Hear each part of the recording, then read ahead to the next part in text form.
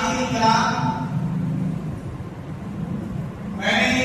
آپ حضرات کے سامنے قرآن مجید کی ایک آیت تلاوت کی ہے جس کی مناسبت سے میرا موضوع ہے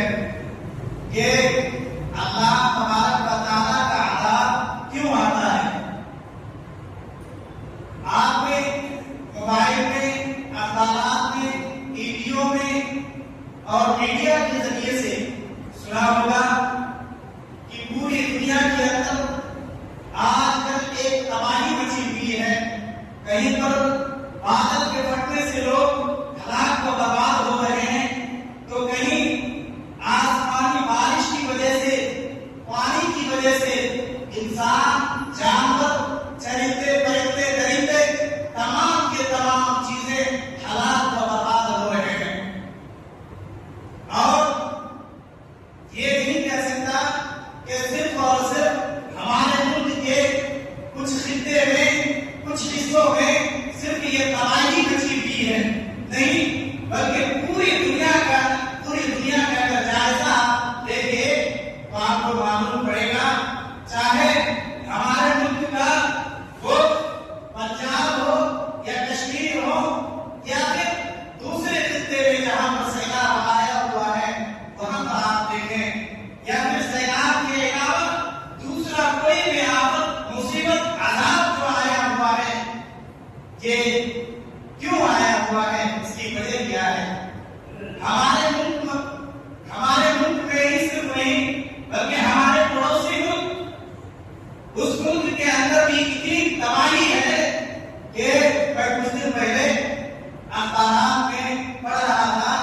کہ وہاں پر کسی اخبار میں دیا ہوا ہے کہ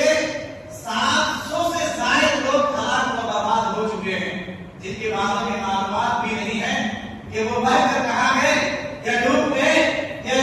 سب ہستی سے مٹ گئے، ان کے بارے میں کچھ بھی معلومات نہیں۔ لیکن ہمیں سے بہت سارے لوگ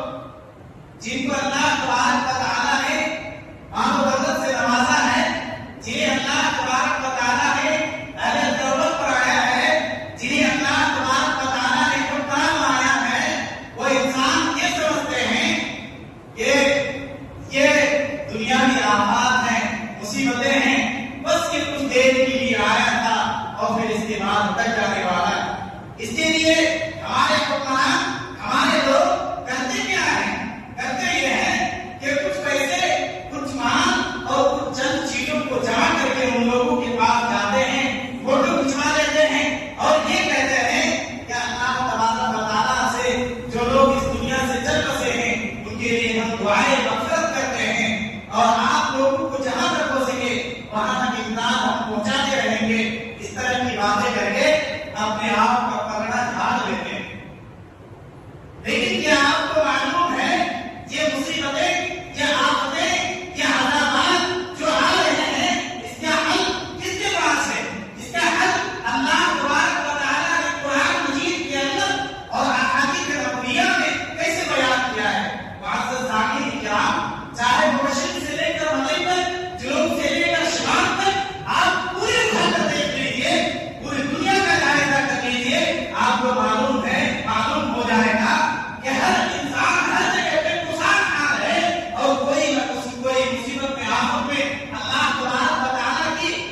اس قدرت کے آگے جھک نہ جھکنے کی وجہ سے اللہ تبارک و تعالیٰ کے عذاب نے اس کو دے دیا اور ہم یہاں خاموش بیٹھے ہوئے ہیں، سوچ رہے ہیں کہ ہمارے اوپر عذابات آنے والے نہیں۔ معزز سامعین کرام، سائنسدان اور حکمران اور ہمارے اہل دولت لوگ، مالدار لوگ جو یہ سمجھتے ہیں، انہیں یہ بات سمجھنی چاہیے کہ یہ ہوا، یہ پانی، یہ کھانے کی ہر چیز جو اللہ تبارک و تعالیٰ نے ہمارے لیے فائدہ مند بنا کر دیا ہے، یہی چیز اگر ہم نے اللہ تبارک و تعالیٰ کے اس فائدے کو نہیں سمجھا کہ جس کی اللہ تبارک و تعالیٰ نے ہمیں دیا ہے، تو پھر یہی چیز ہمارے لیے باعث عذاب ہو سکتا ہے۔ پانی جو ہم پیتے ہیں، اپنے جسم میں اگر پانی نہ جائے تو پھر جان لیجیے انسان سوکھا بن جائے گا۔ یہ چاول، کھانے پینے کے، یہ کھانے کی چیزیں، روٹی اور بہت ساری چیزیں جو اللہ تبارک و تعالیٰ نے ہمارے لیے مہیا کیا ہے، اگر اللہ تبارک و تعالیٰ کی تمام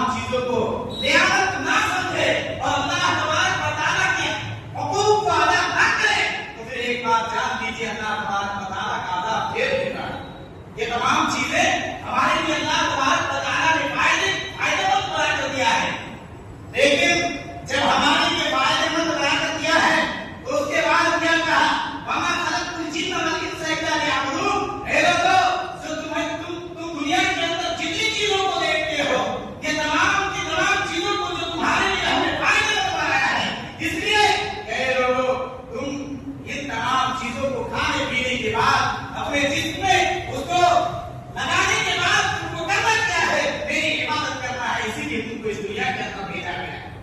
لیکن انسان اگر اللہ تبارک و تعالیٰ کی باتوں سے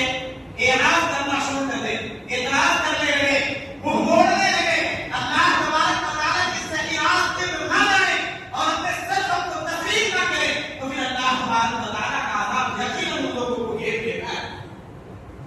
معزز سامعین کرام,